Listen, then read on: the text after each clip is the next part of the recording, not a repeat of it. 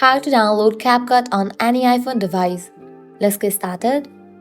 Launch your App Store. Now at the bottom you're gonna find different options. Click on the search option given at the bottom right corner.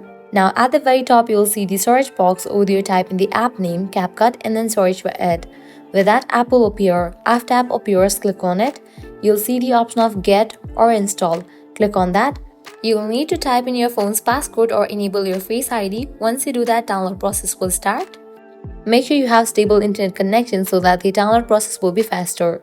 Once completion of this download process, you can launch it, sign in for your account and use CapCut. So this way you can easily download CapCut app on any iPhone device. This was really simple and quick process. If you guys find this video helpful, don't forget to like, share and subscribe to our channel. Thanks for watching.